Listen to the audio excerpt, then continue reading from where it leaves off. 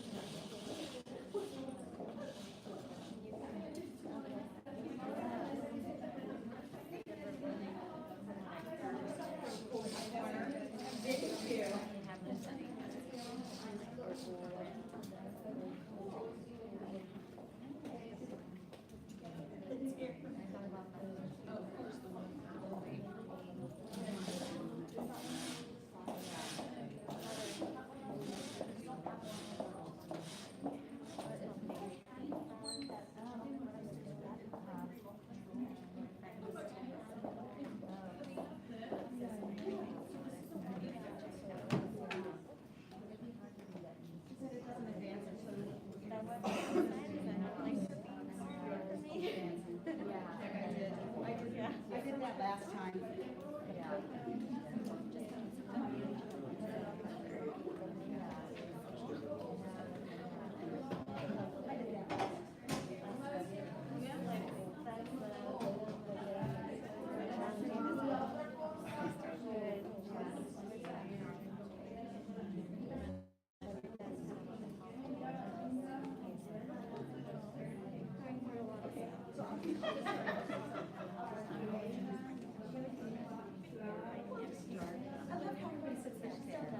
I love that.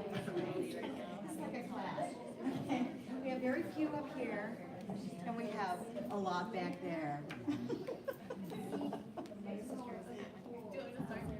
Testing. Mariana, are you ready?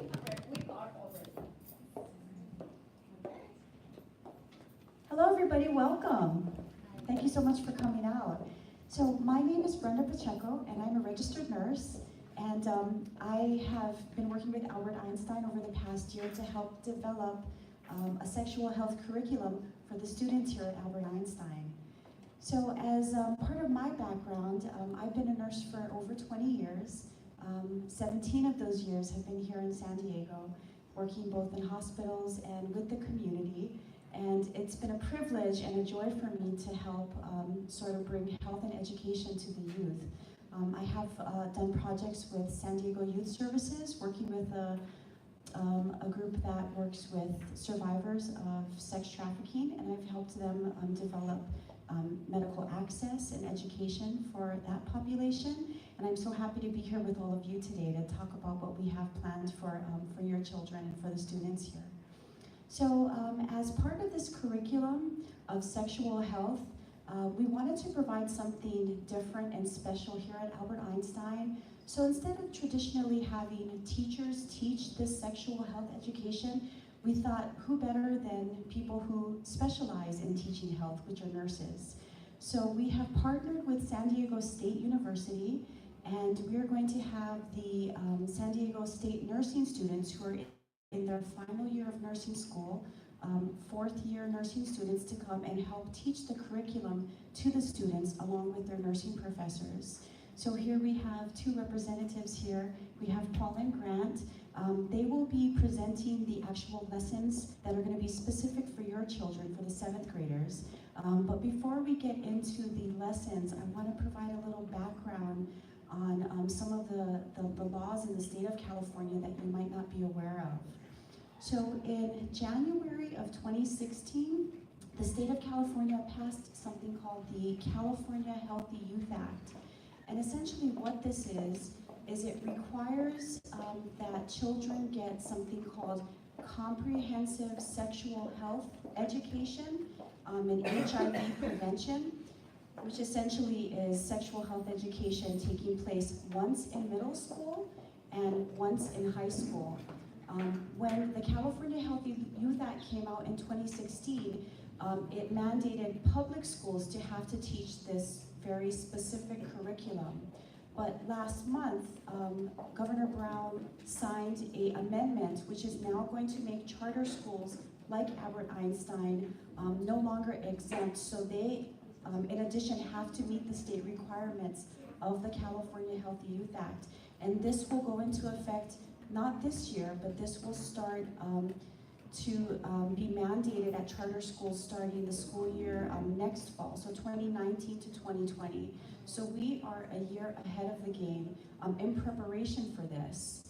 So the curriculum that we've set up for the school here is going to be a total of 9 classes, but the classes are going to be 3 in 6th grade, 3 in 7th grade, and 3 in 8th grade.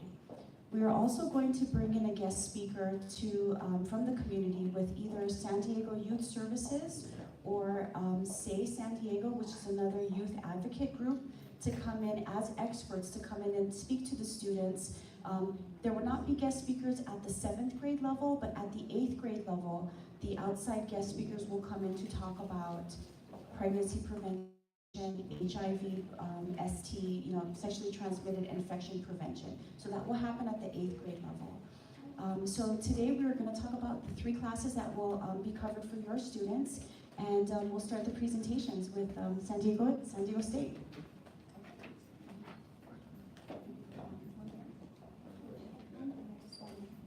Sorry, one thing I just want to mention is we will have a question and answer portion. We just ask all of you to just save your questions till the end of the presentation, and then we can take all of the questions that you have on any of the lessons or anything in general. We'll take all of those questions. We gave you guys all handouts if you have hopefully filled out the pre-questionnaire section. We just want to figure out if what we're doing is helping all of you, and it just will help us better improve the curriculum and improve this for all of you. Thank you. All right. Well, as she said, us two, we're students from SDSU. We're seniors, so we're graduating next May. My name is Grant. Over here we have Paul. And tonight we're going to be teaching all of you guys about what we're going to be teaching your child in the next upcoming year or so. Let's get started. So the topics you're covering today are the benefits of sexual health education, advocates for youth, the 3 R's, and how it helped make the curriculum.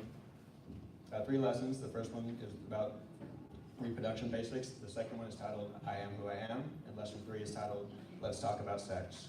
And then we're going to go over passive consent, the California confidentiality laws, and then some resources which are going to be in the handouts that you guys all should have gotten too. So the benefits of sexual health education. So learning about good communication, safety in relationships, and growth and development lays a foundation that can help support healthy relationships and healthy behaviors throughout a person's lifetime. The K-12 curriculum that we have, therefore, is a collection of lesson plans on a wide range of topics, including self-understanding, friendship, sexuality, life skills, and health promotion. So we encourage healthy attitudes about growth and development, body image, gender, sexual orientation, relationships, marriage, and family. We also want to reassure the students that sexuality is a normal part of human development. And then finally, we want to provide the students with the knowledge and skills necessary to protect their own sexual and reproductive health. So Advocates for Youth, the 3 R's, stands for rights, respect, and responsibility. Rights. Rights means that youth have the right to honest sexual health information, confidential, consensual sexual health services, and equitable opportunities to reach their full potential. Respect means that they all deserve respect. Valuing young people means involving them in the design, implementation, and evaluation of the programs and policies that affect their health and well-being. And then finally, the 3rd R, responsibility, means that society has a responsibility to provide young people with all the tools they need to safeguard their sexual health, and young people have the responsibility to protect themselves. So these 3 R's were developed by experts, educators, and authors who all study sexual health. And it meets both the national and state policies, as well as it is certified in California. So what we're teaching you, it has been researched, and there's a reason why we're teaching your child what we're teaching them. And it covers all 16 topics recommended by the CDC, and the flexible K-12 curriculum includes some handouts that the child's going to be taking home with you guys. So we really encourage everyone to be a part of your child's learning, because it's not all about learning at school, it's about the whole family talking as well. And then finally, it is available both in English and Spanish for those who need it. All right, so lesson number 1, titled Reproduction Basics. So our goal for your child is to teach them about the anatomy and terminology of both the male and female reproductive systems, also about the process of conception, and finally, that the only way to prevent unintended pregnancy is through abstinence as well. So in class, we're going to start, so we're going to acknowledge that some of them may already know about this topic, and some may know nothing at all. So we're going to start with the conversation, and then we're going to clarify anything that may be correct or may be wrong. And then we're going to go on to talk about the female menstrual cycle and also conception, and how birth control plays a part in that as well. And then lastly, as I said earlier, there's going to be a take-home assignment titled Reproduction Myth vs. Fact, and we want you guys all to play a part in that and to help them to answer any questions that they may have. And also at the end of this presentation, there are some resources that can help you guys better communicate with your children about any questions that they may have as well. Lesson 2. Okay, so lesson 2 is on, the name is I Am Who I Am.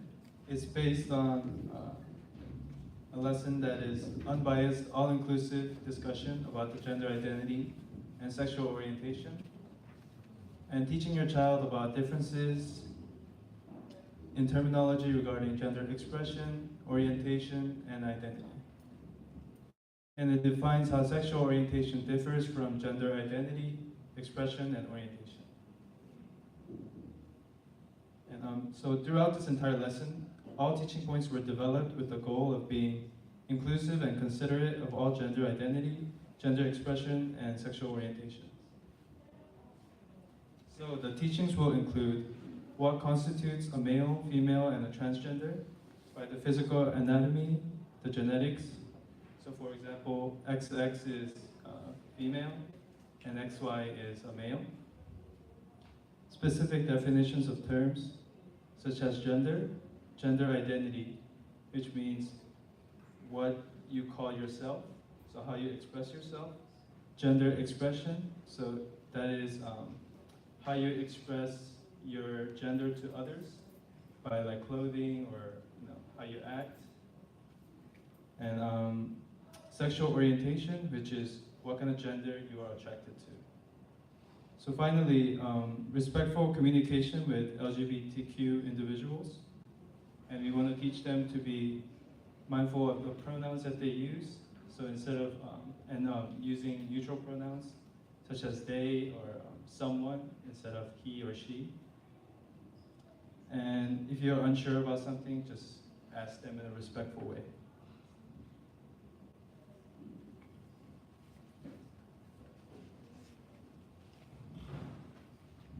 And the last lesson is titled Let's Talk About Sex, but it's all about communication.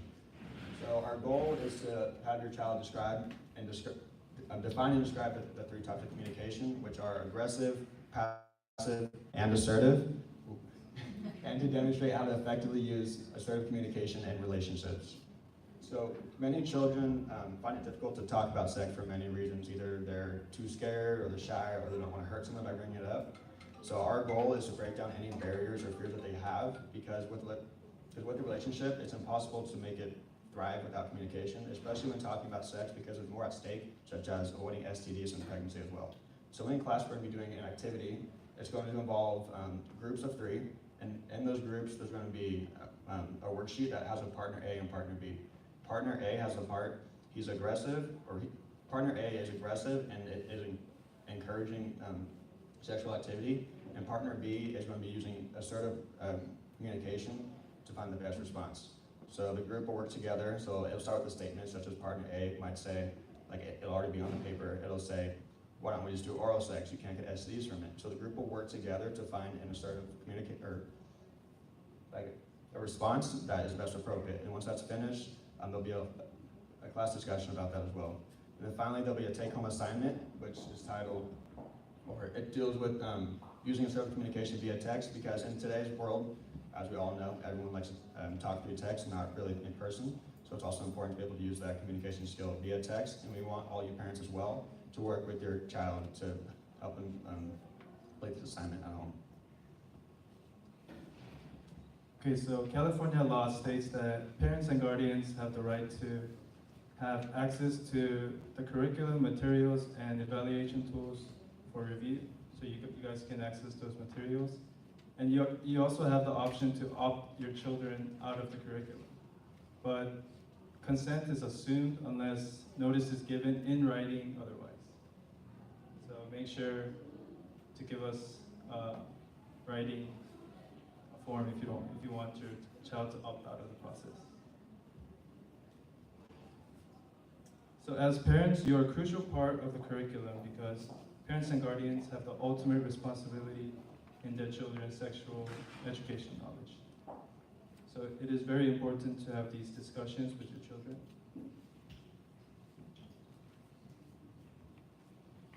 So did you know that minors of any age may purchase contraceptive methods, seek medical care related to pregnancy, abortion without parental consent? And minors 12 years or older may consent to diagnosis and treatment of STDs, including an HPV vaccine, diagnosis and treatment of HIVs, outpatient mental health, alcohol, tobacco, or other drug services. So make sure you establish a really good relationship and communication with your child, so your child doesn't go behind your back or talk to someone else before they talk to you. And this is an example of some resources you can visit if your child comes home with very difficult questions. And now I would like to open the floor for questions. Actually, before we get into questions, I just want to be a little bit more descriptive on some of the aspects of the curriculum. So, thank you, gentlemen. So first, I just want to talk a little bit about some of the requirements with the state guidelines when we are teaching this comprehensive sexual health. Not only are we talking about sexual health in regards to anatomy, pregnancy prevention, STI prevention, and HIV prevention, but part of the requirements from the state is to also discuss healthy decision making. It also includes talking about sex as a normal part of human development. Aspects of the requirements also need to touch on gender orientation. We have to talk about safe behaviors, healthy behaviors, and the curriculum is designed so that it is all-inclusive, meaning that there is no discrimination for any student, including, and that it is inclusive of LGBTQ. The information that we are doing, which they talked about, advocates for youth, so the curriculum is based off, it's called the 3 R's, which is Advocates for Youth, who has already developed this curriculum. It has been tested, it is used in California and has been approved in California. So the lessons that we have come from the Advocates of Youth curriculum.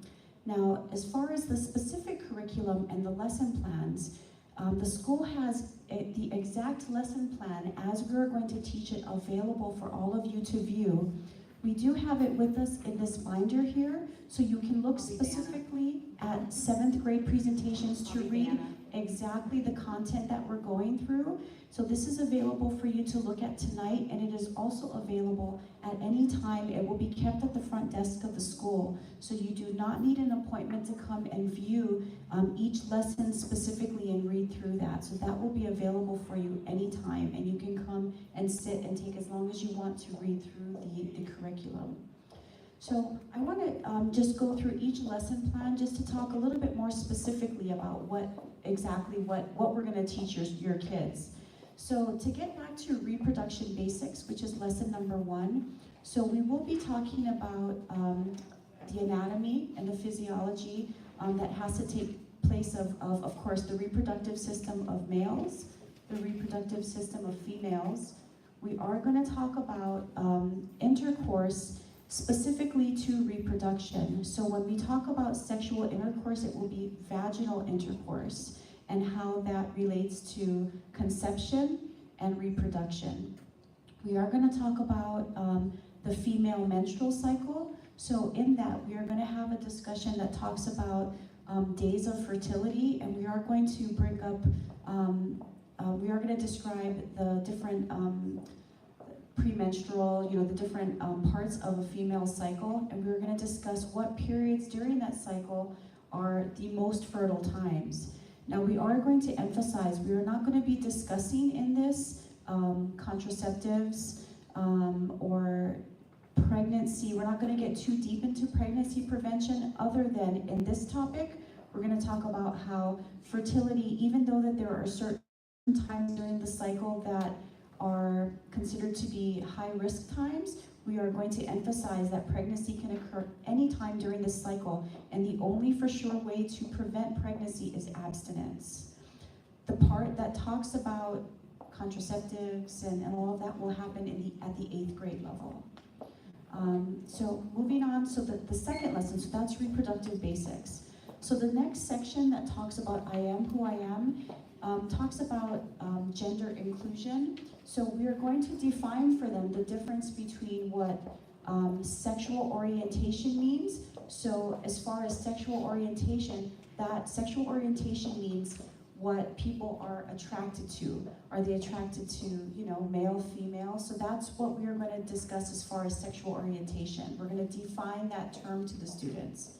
Next, we're going to talk about gender identification. So we're going to explain to the students what that means. And what gender identification is how you feel, what gender you identify with.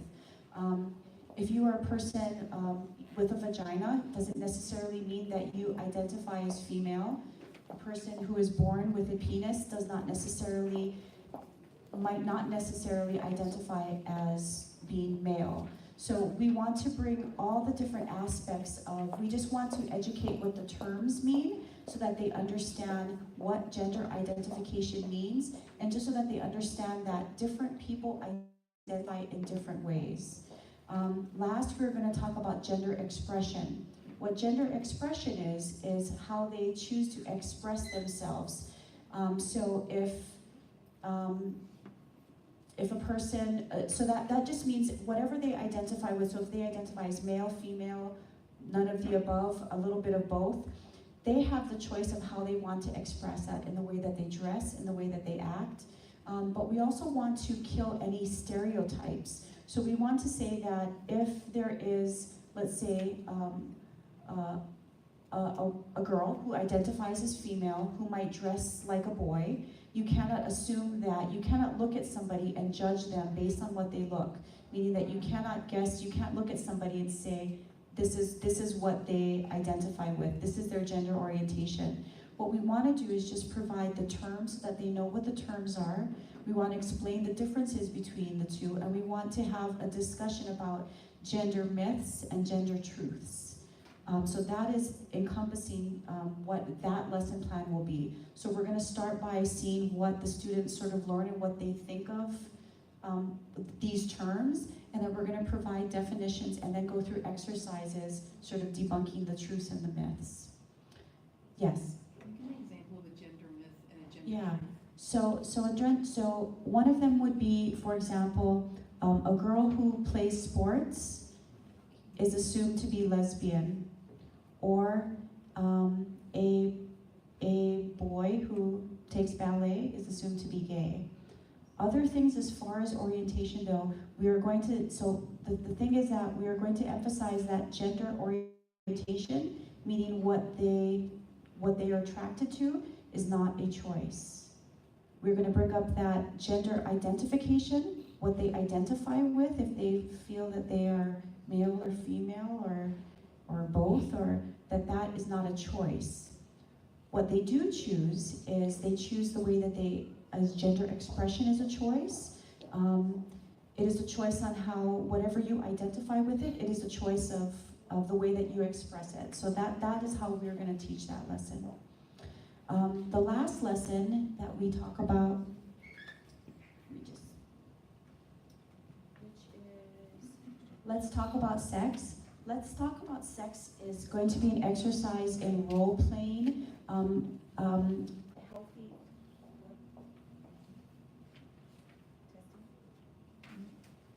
Testing? Okay. So the last lesson is about teaching them skills to have good communication. So we are going to talk about what aggressive...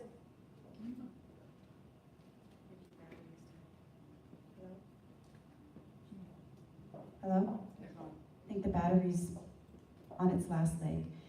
So what we're going to talk about we're going to talk about different ways of communicating. So we're going to talk about what...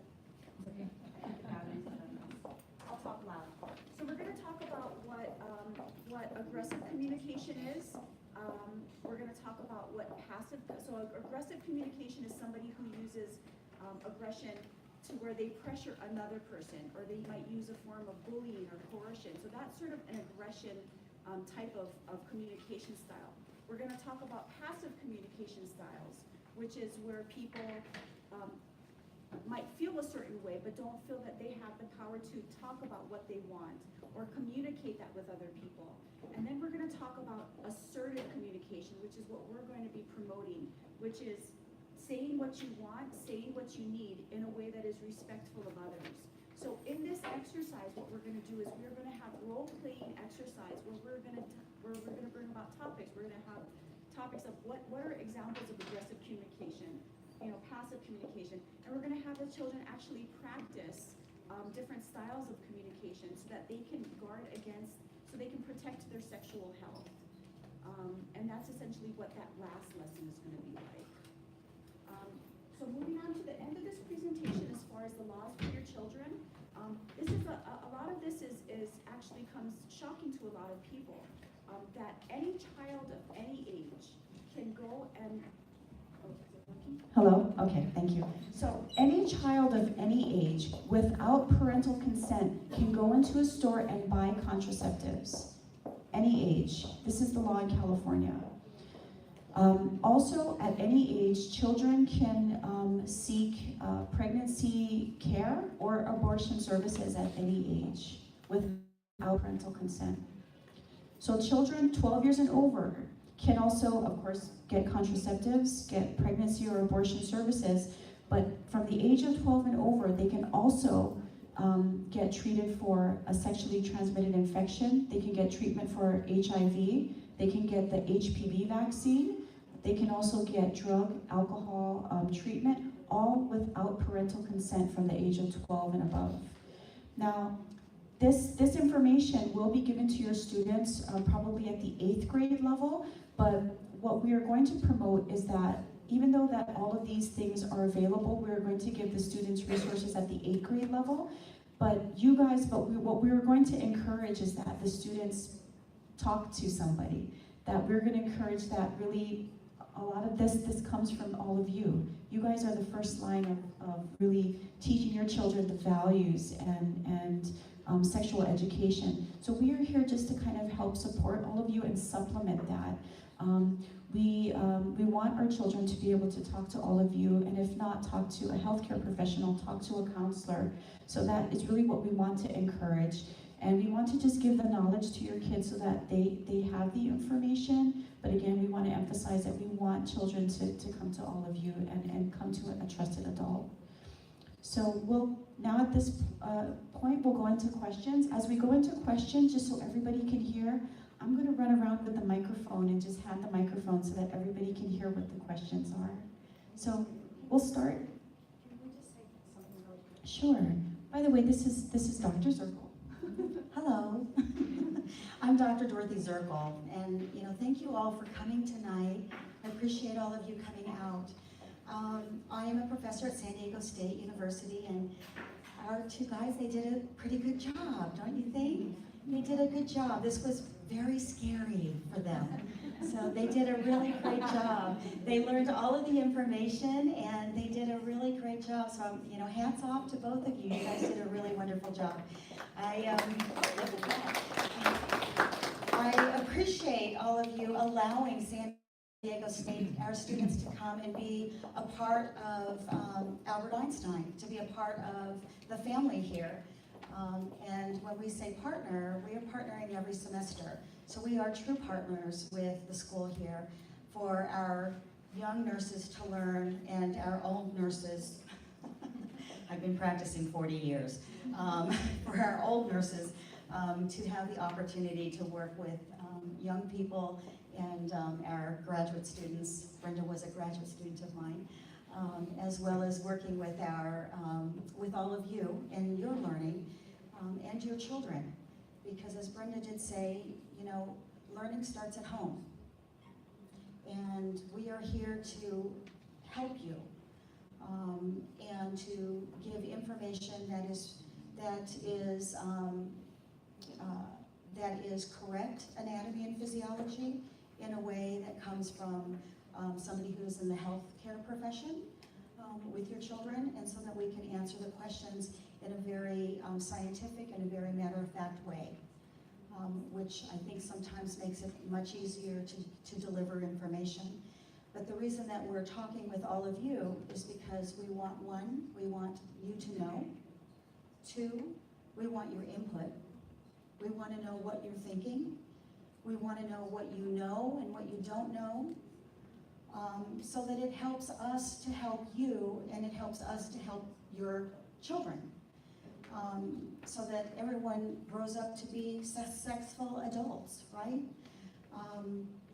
So I'm grateful that all of you are here tonight, and that you're going to be helping with creating what we're teaching and what we're doing with your children. And so as we're standing up here and we're saying STIs, who knows what an STI is?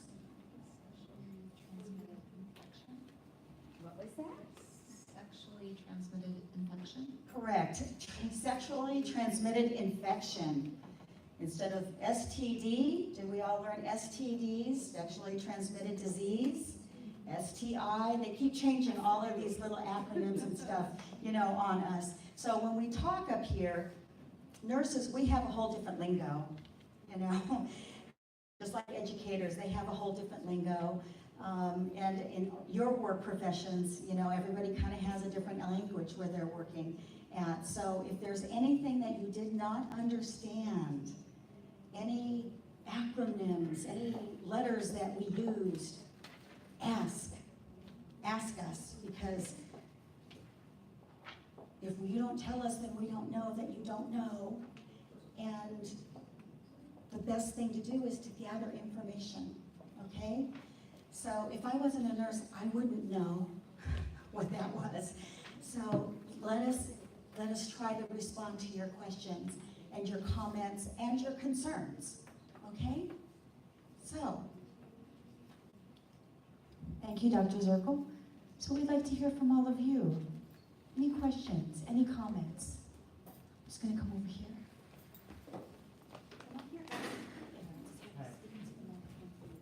So will the college students, will they be the only ones teaching these classes, or will we not? Okay, and I'm sorry, what, no? Or you? We'll answer. Oh, okay. So the lessons will, so the majority of the lessons will be taught by the students, and the nursing professors will be in there as well to help supplement the education. So it will be by nursing professors as well as nursing students. But for topics that we talked about we're looking at 8th grade level for pregnancy prevention, HIV, sexually transmitted infection will be experts from the community coming in. So people who teach this at San Diego Youth Services or Say San Diego. So we're looking at also bringing in experts to come and discuss that. Just one quick. So the classes are going to start next fall? No, spring, in the spring. Oh, this spring, okay. In the spring. So we do not have all of the dates ironed out, but we're looking to start these classes in April of next year. So it'll be in the spring. So what we're trying to do was get the parents, all of you, information in the fall semester, and then have the students in the spring semester. So it gives you all the opportunity to look through the binder, to go through the information, to ask questions, to become familiar, to feel comfortable before we move forward with the teaching with the students. And so the way that San Diego State is on your campus is 1 day a week, we have a professor that is on campus 8 hours with 10 students, and they do all the research, they do all of the looking up of everything, and then creating the curriculum and doing all of that, and do outreach. This is their public health and population health class. And then we'll have another class that is leadership with nursing students, all in their fourth semester, in their last semester, 4th year. And they're only on campus with a professor. Are any of the instructors going to be female? Because I have a female student and I feel like female students might want to also have a female presenter. And I do think I like the idea of having students teaching students, but also I feel strongly that we need to have, you know, a veteran educator, medical, somebody with a medical background to also be in the room to supplement. Yeah, our students won't ever be in a classroom, our San Diego State students, I always have to say which students I'm talking about, because your students are my students too. So the San Diego State students will always be with a professor, and we just happen to have 2 guys here, but let me just say that the majority of San Diego State nursing students are female, but we're so lucky because we got 3 guys in this class, which is wonderful because it can speak to the male piece as well, you know, with females. So we will be looking at that, but every class there will be a professor in the class with them because this is their chance to learn, but then we're there to do exactly what we're doing now. And we want the presenters to be, so we want to have a mix of male, and the majority are female, most of the nursing students, but we will sort of spread out the male students because we want to represent both male and female, so we're going to do our best when planning and teaching the lessons that we have both male and female available. Great question. Yeah. Did you have a question?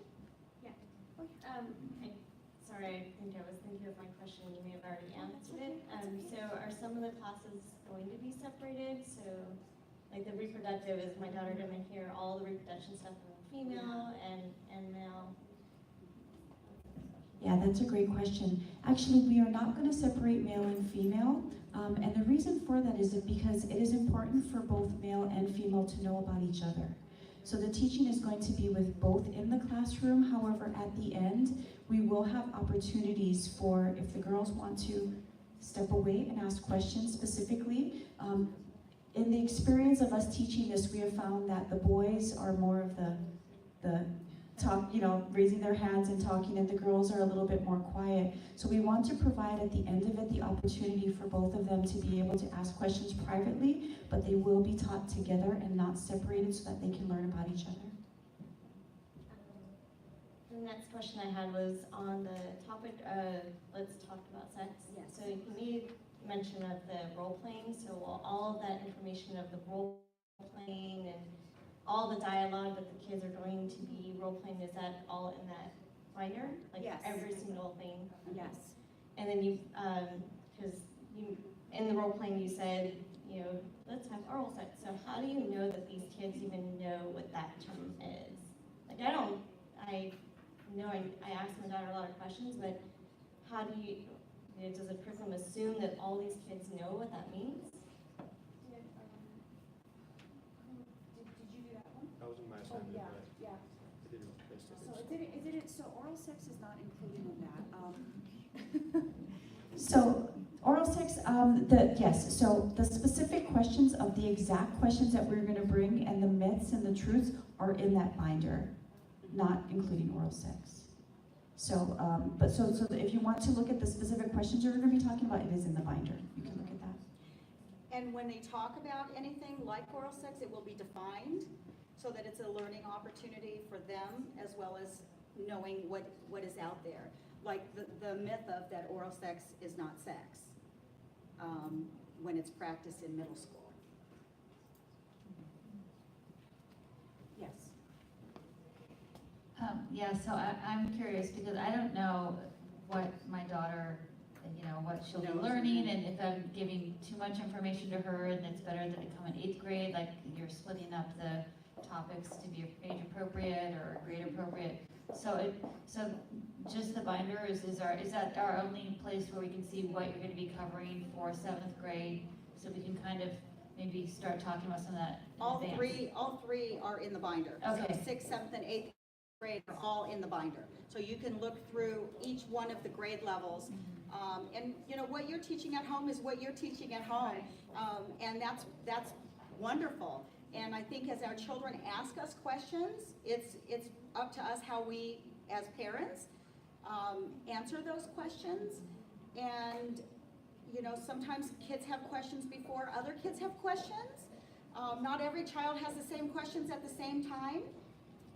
Some may have been exposed to other things that other students aren't exposed to. Some students are exposed to things that you don't know that they've been exposed to. And so unless our children ask us, we don't really know, or unless we ask our children. So the binder does have 6th, 7th, and 8th grade curriculum in it with the dialogue and with all of the pieces that we will be doing with the kids. So you can look through any section, not just because you're in 7th grade, you can only look at 7th grade. You can look through the binder. But I also want to mention that there is a website that we have a handout at the front table that has the link to the Advocates for Youth website, right? So you can go specifically, instead of looking at this binder, you can go specifically to the Advocates for Youth, and you can look at the curriculum and look at the specific classes online as well. So the lessons that we're teaching, they're actually much more available. There are 21 lessons for middle school. We are pulling the nine that we felt that were the most important to meet some of the requirements, but that can help supplement some of the teaching that you might want to do at home as well. Yeah, great question. Good evening. So, understanding that questions from the kids will probably increase after they've attended some of these lessons at school.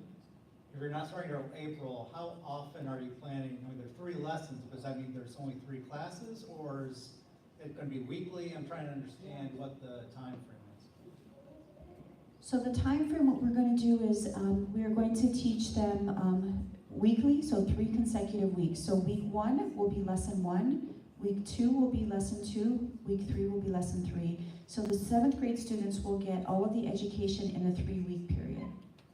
And then the 8th grade students will have a 4th week that they get the HIV and the other component with the specialists. And that component will, again, talk more about definitions, sexual definitions like we were talking about, that include, you know, different types of sex. That component will come more in the 8th grade level.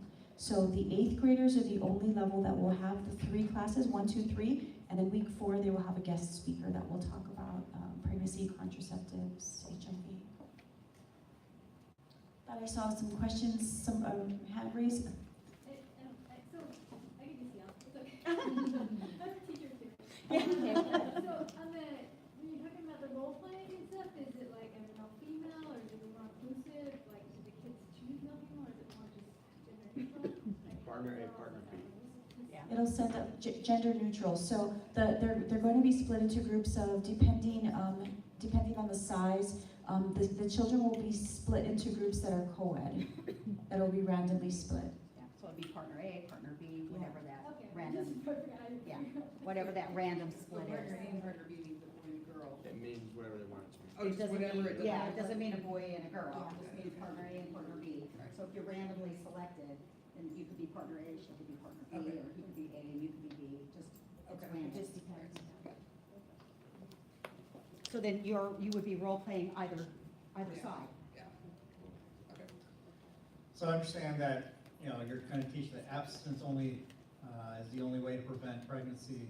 In any part of this training, is there any religious beliefs brought into this? No. Good question. So good question about religious beliefs. So no, there will not be any religious topics brought up. What other questions? Lo voy a hacer en español. Ajá, Buen it's fine, yeah. traductor. Aquí donde dice que estos son derechos de los niños, ¿verdad?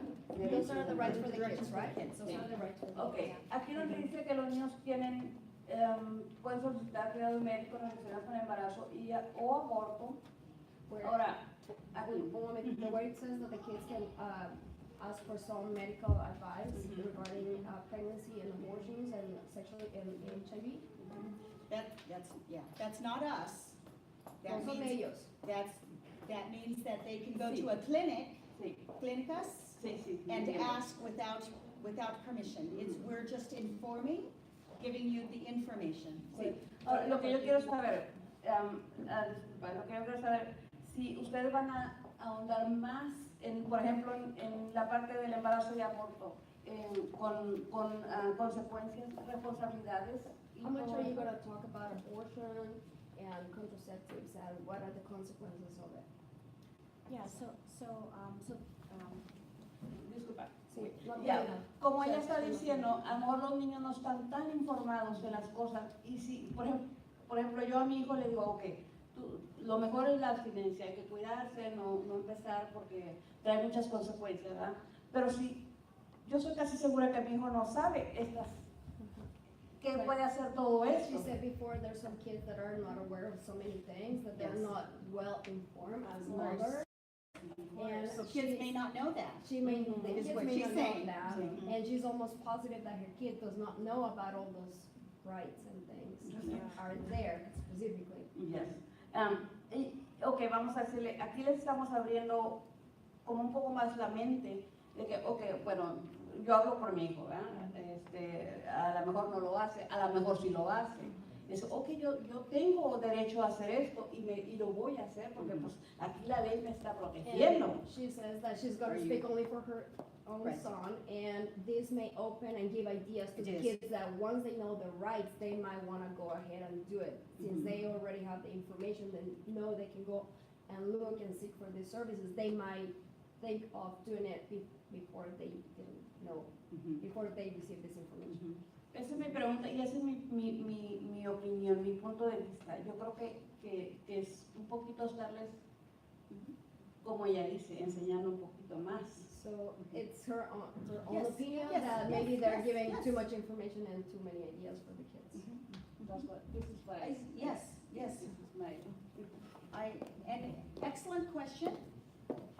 And the information, this is why we want to provide the information, because it is information that's out there for everybody.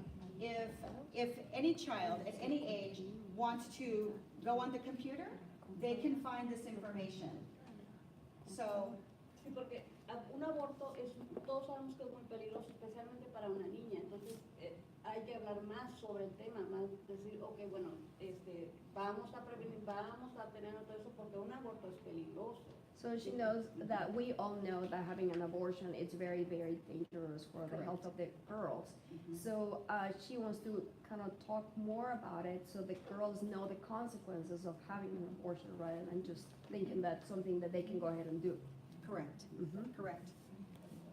So, yeah, and at the 8th grade level,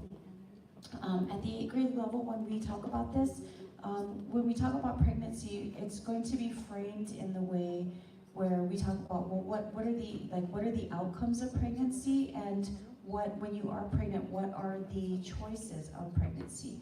You know, so we will talk about parenting, and not so much in how to parent, but that there are 3 different outcomes of pregnancy. You could have a child, be a parent. You could then there is adoption and there is abortion. We're not going to, we're going to speak about it in sort of a factual way to provide information and where resources are, but we will not encourage or discourage any of them other than to prevent. And we're looking more for prevention and health.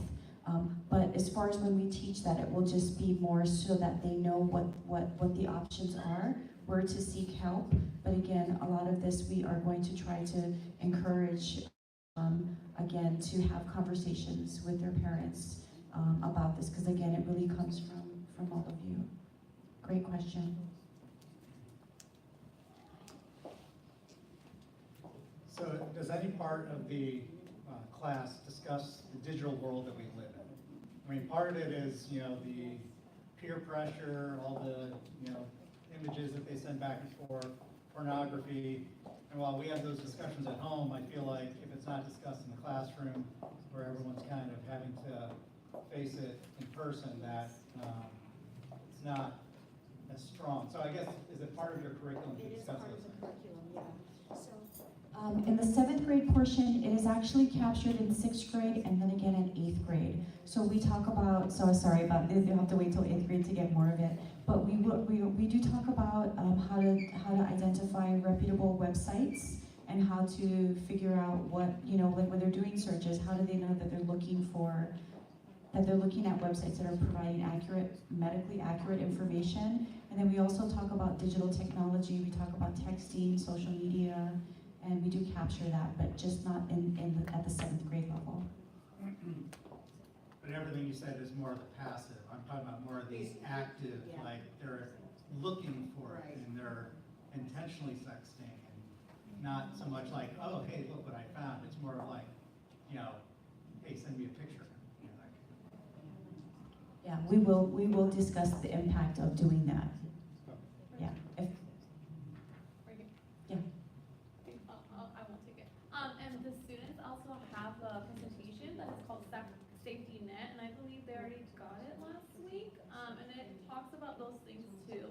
And we're talking to the district attorney to have them come here and talk more about the law, like what happens when you actually do that or you distribute that picture, things like that, because our kids are not aware of what's happening. What was it and they're called? doing it. What was it called? The district attorney? No, you said last week you offered a Safety Net. safety net. Yes, and I know for sure sixth graders got it, but I don't know about 7th and 8th. And I'm sorry about that, but I will find out. And they go over cyberbullying, sexting, and I'm not sure what else, but I know that they include that. And it's called Safety Net. And then we will have that presentation for parents as well. and I think throughout the school, I think that is something that all of the teachers and all of the staff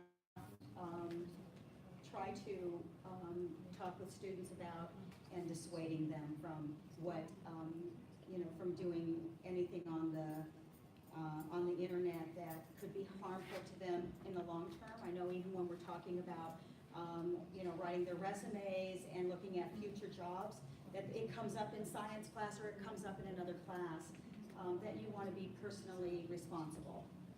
So I think that theme may come from a variety of different avenues throughout the school.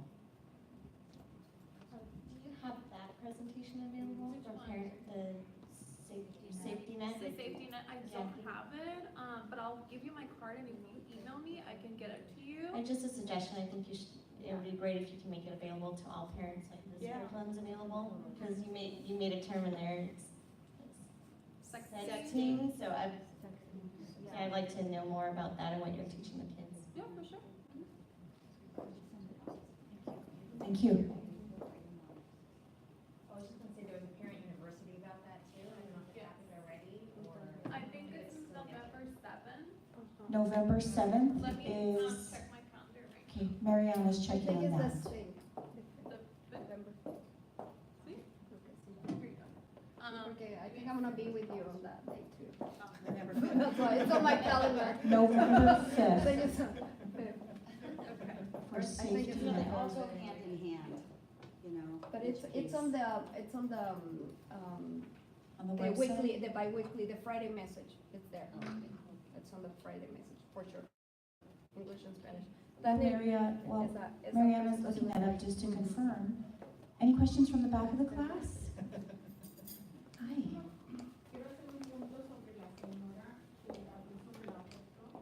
I want to point out something for the lady that talked about the abortion. Mhm.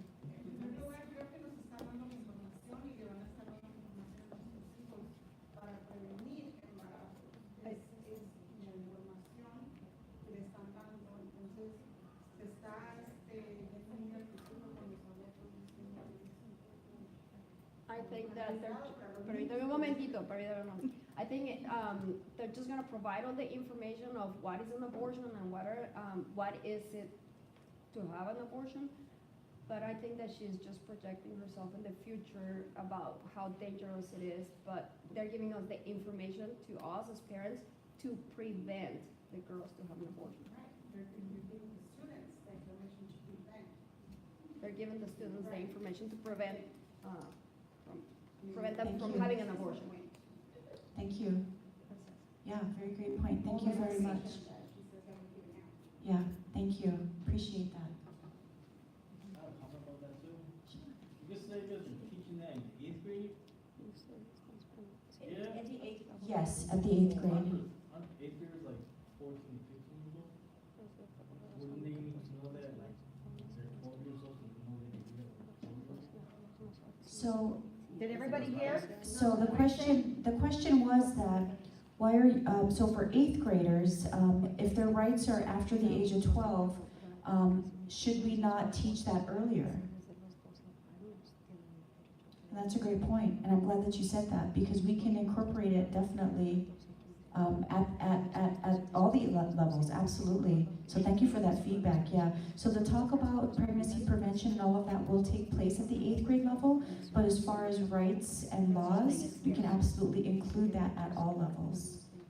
Absolutely. That's what else my comment also got in the conversation, like she was saying, like, oh, it might give the students ideas like, oh, since I can do it, I might be able to have sex or something like that. Then you don't think there might be repercussions Right. with it?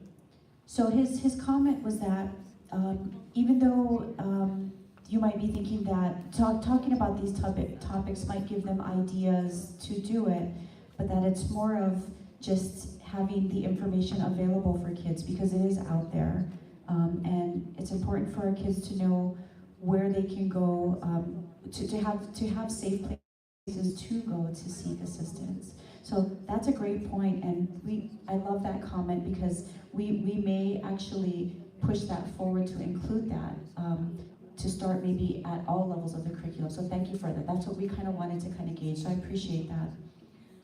I think what this does, this dialogue, I think what this dialogue does is it gives you that opportunity, because now you have the information to have that discussion with your daughter, son, with your son. And so beforehand, you can have that discussion with him. And then it says to him, this is a safe place for me to come and talk to my mom. So it may give you an opportunity to have a safe space or a safe discussion to even begin to have a very hard discussion. I used to have discussions with my daughter when I was driving in the car, because she's over here and I'm here, and I could just drive, and as long as we weren't looking at one another, you know, it was okay. And I'm driving, and you know, the funny thing is when you're driving, they forget that you have ears, and they're talking in the back seat with their friends, you know? So sometimes it's okay to be driving and have a discussion when you're not looking at them, and at least get information out there, and then they know, I can talk to her, or I can talk to my dad about things that maybe they think they can't say something to you. So information for you is powerful. That is powerful for you. Not just to your children, but for you. Scary, but powerful. Yo lo que me refería es que ese es mi punto de vista. No quiero decir que todos, ¿verdad? Pero That's just my point of view. I don't Yes, necessarily yes. mean that everybody is the same way. Yeah. a lo del aborto, o sea, es lo que yo me refiero, pues. El aborto es peligroso, es algo que peligroso, ¿saben? Para una niña es peligroso el aborto, entonces aquí, bueno, es como yo lo veo, ¿verdad? Es que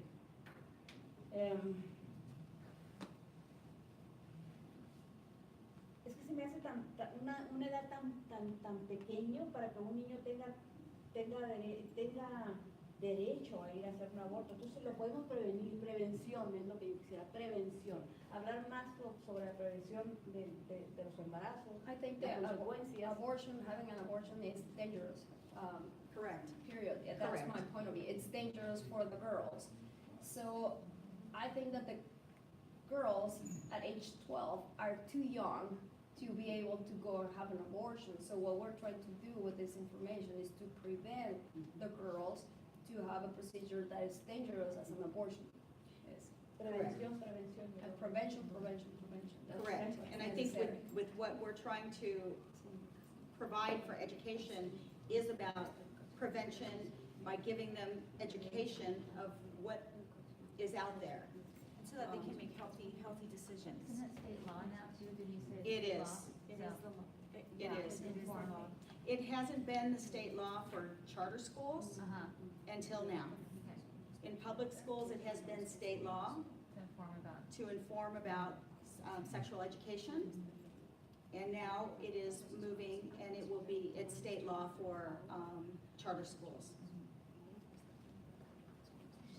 When the kids are broken up into individual groups and they're going through their role-playing exercises, is there an adult present listening to the conversation? And so how, and Several. Yes, there will be several. So there will be, of course, the students, there will be students, there will be nursing professors, and there will be as well the classroom teachers as well, going through and sort of working with each, kind of going through the room, working with each group, entering. they're there to hear the entire conversation. They're just, you're going around to each group and helping them, but like the kids will be left alone to conversate. Well, I think that after the discussion, we actually have open, after the groups split into the groups, we actually move that into an open discussion. So the people might not be exactly sitting next to them for the entire discussion. There are gonna be adults roving through the group, but at the end, each group will sort of open it to the floor and kind of share what they discussed. Is it possible to have adult moderators in this role-playing situation, so it doesn't become like, a farce? Because I think kids tend to, especially a topic that's like sensitive and kind of uncomfortable, maybe they'll make it kind of jokey, and so it would be nice to have an adult moderator with the group so that there can be some real, I don't Yeah, know. we can work with that, and again, we can make adjustments to the size of the groups and what we do. So we can definitely work with that and kind of work out the logistics with the teachers and with the professors to see what we can do to sort of modify the groups. Yeah, we can look into that. Thank you. Yeah, and I think our plan is to certainly be by the groups and have enough monitoring with them so that we're really moving their discussion in the right, kind of in a more adult way, not in a joking way, so that they understand the responsibility related to this discussion. Yeah, I was just gonna say, I can kind of see that turning into like a sexual harassment sort of Yeah. thing, so that's, I agree with what she said, I think Yeah. we should, Make I sure think that we should have- closely monitor what they're. Got it, 'cause yes. I know, how these kids are the 7th graders and are they Yes. joking around? Yes, Kids, yes. Do that in a workplace as adults, it's.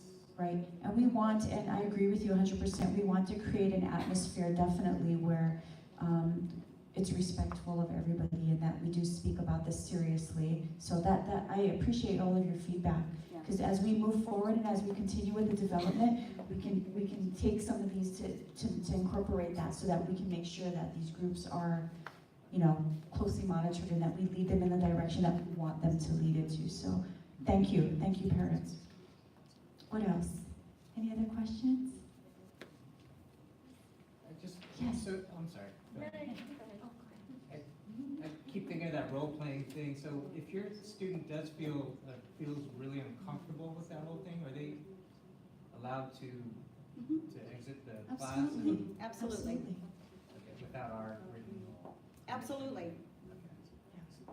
And we're always watching the students. As the teachers will be there, we will be there, we're always watching the students for their cues. You can tell when somebody feels uncomfortable, And certainly going up to them and saying, you know, whispering to them, are they okay? If they're not, that we can, you know, remove them in a very polite way so that nobody else is really noticing that we're doing that. It's a teacher kind of a thing that you can do. And the students will go with me. They'll be with me. I was gonna say, I don't, They will be I don't with me. expect I them to will be out be there by having a. themselves. No, we've got No, a, they will be with me, and Okay. I will be having a group for those students that are not gonna sit in the classroom, just overall. So they're not gonna be just sitting around or waiting outside the classroom. They will be with an adult with me, and they'll be in a safe place. You know, we'll be talking about other things, like stress.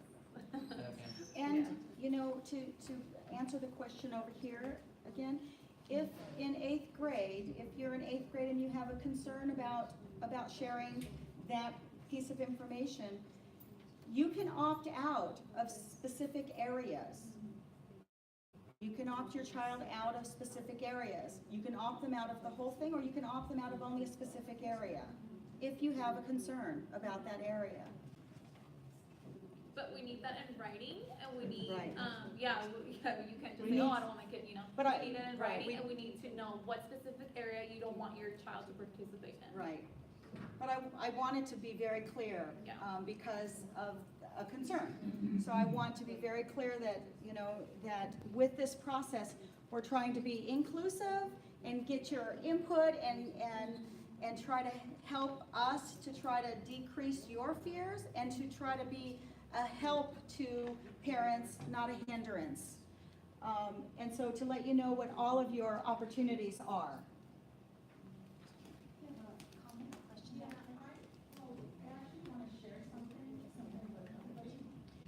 Depending on cultures, we all come from different cultures and different teachings. Well, I'm Mexican. My mother never spoke to me about anything. I learned it in 6th grade. I did learn about the LGBT,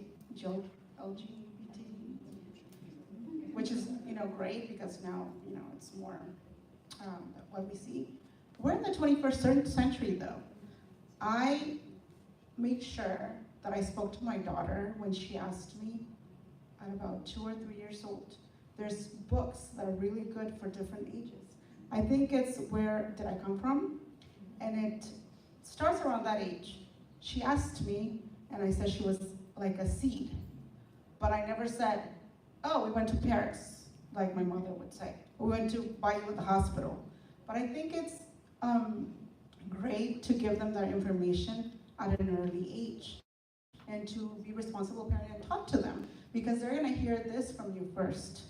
So if you're afraid that your kids do not know anything, believe me, they do know, probably more than us at this 21st century. It's not like when I was in 1980.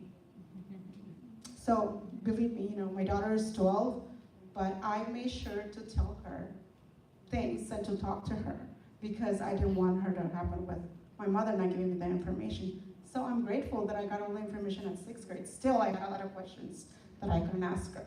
And I understand, you know, there's a lot of parents that are scared to speak to them, but hey, you know, who's gonna protect them? Us.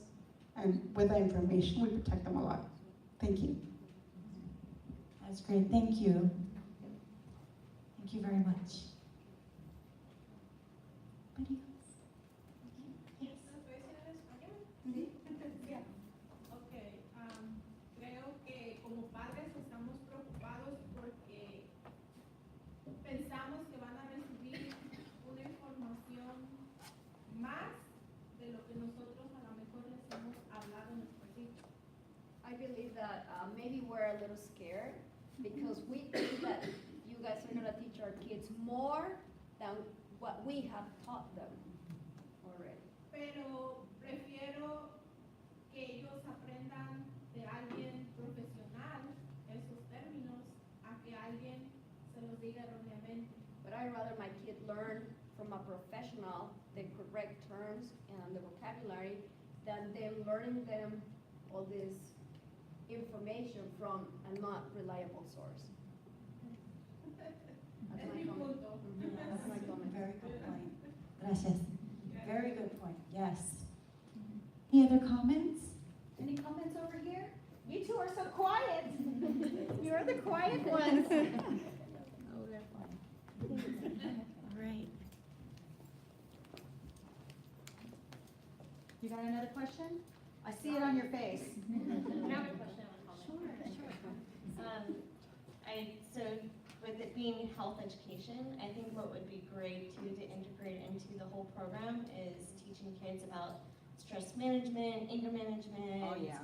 Dealing with the stuff that a lot of times these kids have emotional stuff and they turn to sexual behaviors or relationships because they don't know how to internalize and deal with the emotions that they're feeling. And so I'd like to see that somewhat incorporated into the classes.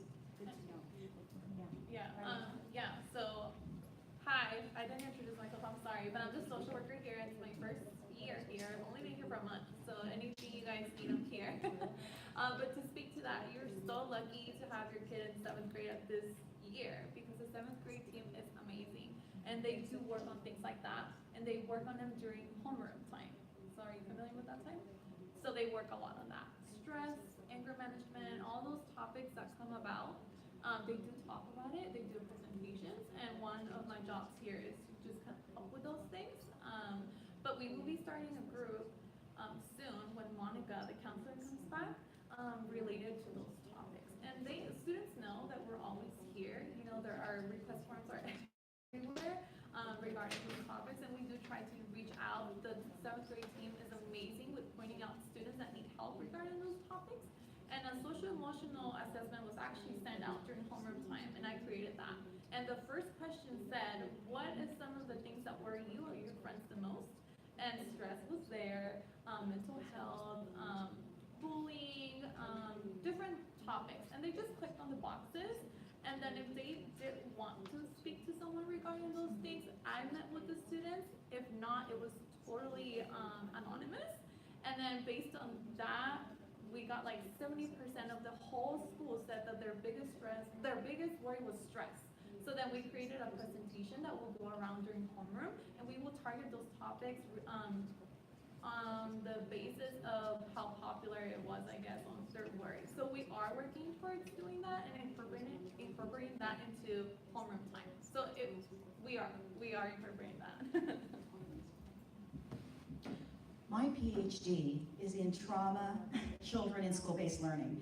And so trauma-informed care looks at exactly what you're talking about. And I've worked with our principal here to look at how we work with children, with our kids and their stress levels, and how we help our kids with self-regulation tools.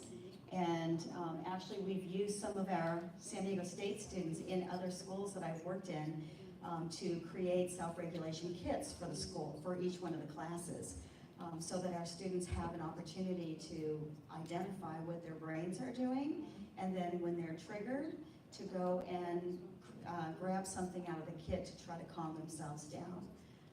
So self-regulation, trauma-informed, resiliency is certainly what our principal here works off of, and is integrated, trying to integrate into the school, certainly hence by Mariana being here, and with the work that he's going to be moving forward. So excellent comment, because life now is with social media is very, very stressful, and getting in, moving forward towards high school is very, very stressful, and then moving on beyond that is extremely stressful. Becoming a nurse at San Diego State, if I had to do what these guys had to do now, I wouldn't be a nurse, because incoming GPA and what their SATs have to be is amazing. I mean, I wouldn't be a nurse. I just wouldn't be. I started off as a CNA, an LVN, an ADN. I was a single mom, and then I put myself through school to get my BSN, my master's, and then my PhD. I don't think that I could have passed the test that these guys passed, because the incoming freshman class of San Diego State's nursing school, the average GPA is 4.0, and the average SAT is 1375. So when we look at our stress on our kids, and that's San Diego State, which used to be your third and fourth choice, it's no longer your third and fourth choice. But when we look at the stressors that puts onto our children now, and only being one stressor, it's pretty amazing, pretty high pressure. So I like to think of all of the stressors that they have, and certainly sex ed is one of those, because it's peer pressure, and it's pressure coming at all different directions.